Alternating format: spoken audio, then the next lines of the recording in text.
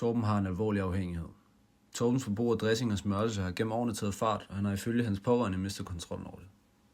Hans familie og venner er bange for, at det skal medføre sundhedsskadelige konsekvenser. Derfor har de taget kontakt til produktionen i håb om at føre Torben på rette vej. Torben, hvad spiser du lige nu? Jeg får en lille æggemad.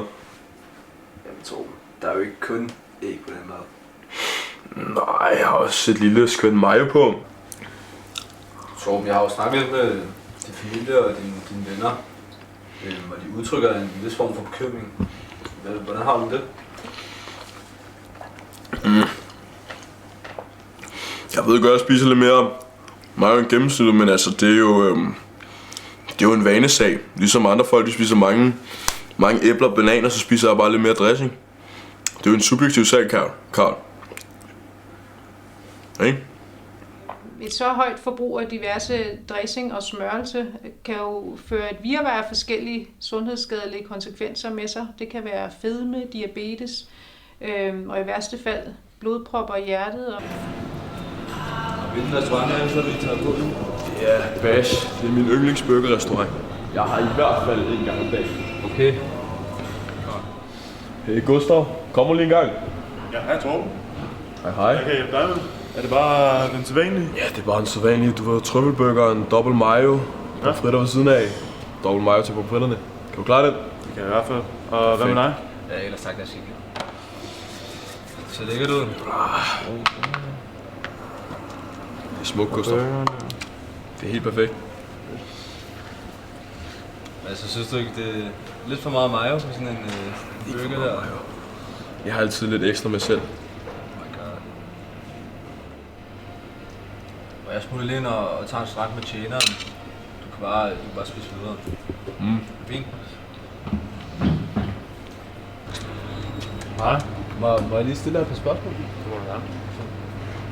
Ja, altså, du tog imod min ven Torbens bestilling her tidligere. Jeg vil bare høre, hvad tænker du, når du tager imod sådan en stor bestilling?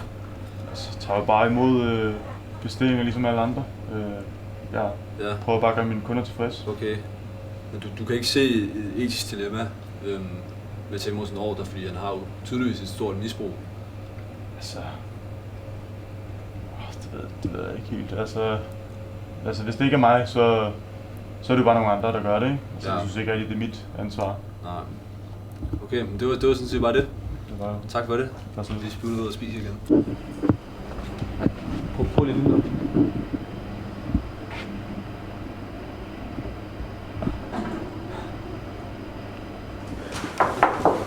Altså, hvad står der og laver her til morgen?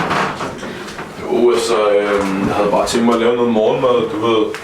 Lidt æg, lidt mayo også og sådan noget. Ja. Lidt stille og roligt. Er det noget, du plejer at få?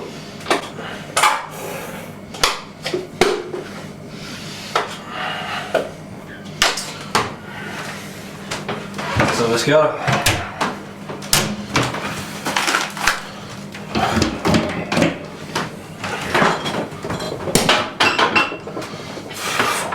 Sluk det der kamera. Jeg har ikke fået smørelse i over 8 timer nu. Vi skal sgu afsted. Vi skal afsted. Hvad laver du, Torben? Der er en medarbejder. Hey du der. Hej. Hvor har jeg noget mayo? Ja. Altså jeg har noget stående lige herovre. Okay. Ja, tak. Det var så lidt. Tak. Hvordan har du det lige nu?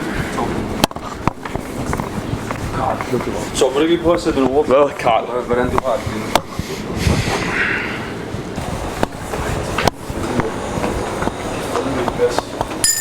Hallo? Vi får en medarbejder. Du der. Vi får gang i det, så vi kan komme videre med vores dag. Ej, Torben, du kan sgu ikke stå og spise. Du har ikke betalt for den. Torben? Nej, du skal lige vente et øjeblik. Så kom. Så skynd dig lidt. Ikke? 15 kroner.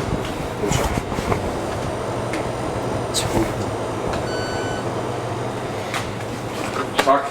Altså de abstinenser, man kan få efter sådan en slags afhængighed her, de kan jo være meget reelle og virkelig ubehagelig. Man kan få sådan nogle rysteture og koldsved og panikafald. Torben han kommer lige om lidt, og i dag så har vi samlet hans 2 gode venner, som han har formået at stadig at beholde igennem hans misbrug. Og vi skal i dag prøve at overtale ham til at tage en smut til lægen, så vi ligesom kan komme til livs med hans misbrug. Hej Torben. John, Tommy, hvad laver de her, Karl? Vi har samlet dine tætteste venner her i dag, fordi vi gerne vil have dig til lægen, så du kan sætte en stopper for dit misbrug, så kommer det til enden. Det var ikke aftalt det her. Det kan jeg overhovedet ikke. Torben. Prøv lige at høre. Torben. Er du med? Torben. Torben, du skal vide, at vi alle sammen vil dig det bedste. Og vi gør kun det her for at prøve at hjælpe dig. Så jeg synes, du skal give det et skud og tage til lægen. Og så få lavet en plan. Okay, fint nok. Fint nok, Karl. Okay. Så lader vi da være nu, og så kan du lige komme til dig selv igen, ikke? Og vi har jo lavet den her plan. Det er sådan en udtrapningsplan, sådan så tæppet ikke bliver revet helt væk under dig. Sådan så du gradvist trapper ud af dit misbrug, kan man jo kalde det, ikke? Jo, det ser svært ud, men jeg tror godt, jeg kan klare det. Ja. På den note, så skal jeg også lige bede dig om at tømme lommerne en gang. Ja. Jeg synes, du har klaret dig rigtig godt igennem det her forløb, og der er ikke mere nu. Så jeg vil bare sige tak for denne gang. Jeg ønsker dig alt held og lykke i fremtiden. Tak for det, Karl. Tak for hjælpen. Vi ses.